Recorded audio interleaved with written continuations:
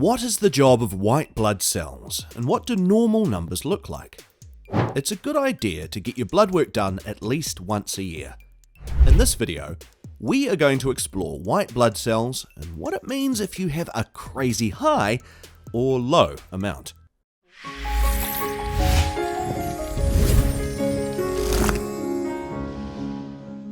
Hello, and welcome to 5 Pillars Health, the channel where we show you how to get healthy and stay healthy through the 5 pillars of sleep, hydration, nutrition, movement, and sunlight. What is a white blood cell? White blood cells, also known as leukocytes, are there to protect your body from infection. They make up your immune system and circulate in your blood until they're called upon in periods of illness or injury. Once they receive the signal that they're needed, they travel to the site of the injury or illness and call on the other white blood cells for backup. Once the team is assembled in the right location, they produce antibodies to attach themselves to the foreign invader and destroy it. You may have heard of red blood cells, as they make up most of your blood count. White blood cells usually only make up 1% of your total blood count. Problems arise when you have too little or too many white blood cells. White blood cells are created in the bone marrow. When you have too few white blood cells, you're more prone to getting infections, and this is a condition called leukopenia. If your blood test shows up with less than 4,000 cells per microliter of blood, you are officially diagnosed with leukopenia. The causes for low white blood cells include bone marrow failure, bone marrow attacked by cancer cells, drug exposure like chemotherapy, B12 deficiency, or HIV/AIDS. Prevention is always better than a cure, so taking care of your diet will lessen the chances of contracting conditions like leukemia. Those with a family history of cancer should be extra diligent. Practicing safe sex and other forms of hygiene are also good prevention tips. Making sure your B12 is at the right level means eating foods that are high in B12, or even getting a B12 injection at the start of cold and flu season. Foods highest in B12 are mostly animal products like meat, fish, eggs, milk, and cheese. It's also just as problematic if your white blood cell count is too high, and is a state known as leukocytosis. This could be due to an infection like TB or sepsis, a physical injury, or stress, allergies, an underlying medical condition like leukemia, lymphoma, or an autoimmune disorder. An autoimmune disorder or disease is a condition where your immune system cannot differentiate between your body's cells and foreign invader cells. It therefore sends out its army of white blood cells to attack the body's own tissue as it mistakes it for bacteria or a virus. Your body therefore overproduces white blood cells. A blood test with more than 11,000 cells per microliter of blood is diagnosed as a high white blood cell count. Therefore, anything from 4,000 to 11,000 cells per microliter is normal. Did you know that each day we produce almost 100 billion white blood cells? Ways to treat or prevent a high white blood cell count is to look after your overall health by keeping to the 5 pillars.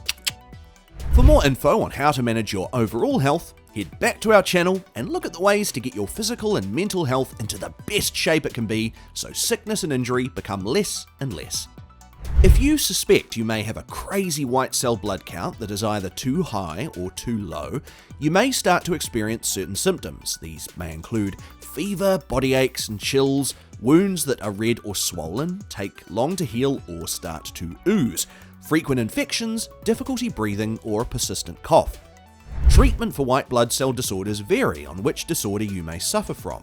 The usual medical route for combating these conditions can include upping your vitamin intake with food or supplements, taking antibiotics, surgery to replace or repair bone marrow, blood transfusions, or a stem cell transplant. We're now going to look at conditions and diseases that arise from having crazy white blood cells. Sarcoidosis is a white blood cell disease where tiny cells clump together and form granulomas on parts of your body. The most common areas are the lungs' lymph nodes, but it can also affect your eyes, skin, and even your heart. Lupus, it's never lupus. Sorry, that's a reference for all you kids out there. Lupus is another white blood cell disease that is a bit more commonly known.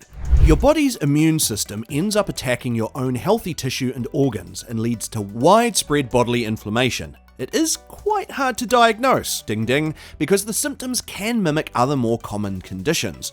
The most telltale sign of lupus is a facial rash that looks like a butterfly unfolding on both cheeks of the sufferer. The most severe and obvious form of crazy white blood cells is leukemia. Leukemia is a type of cancer in the body's tissue that is responsible for forming blood. This includes the bone marrow and the lymphatic system. Many types of leukemia exist. Some forms are most common in children, whilst other types occur most commonly in adults. Leukemia involves the white blood cells of the body. As we've mentioned before, white blood cells usually grow and then divide in a certain way to be called upon at the body's time of need. In people with leukemia, the bone marrow, which is responsible for producing white blood cells, produces an excessive amount.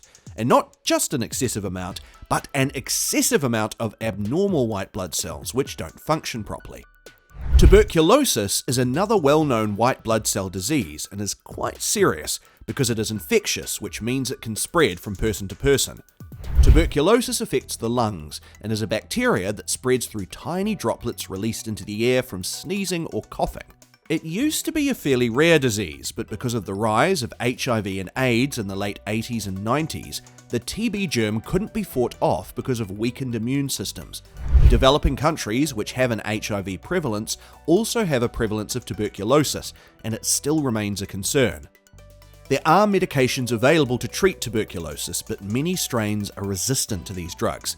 It might take many months of different medications and drugs to completely rid yourself of active TB. If you're enjoying this video, please tap that like button. It helps us out a huge amount.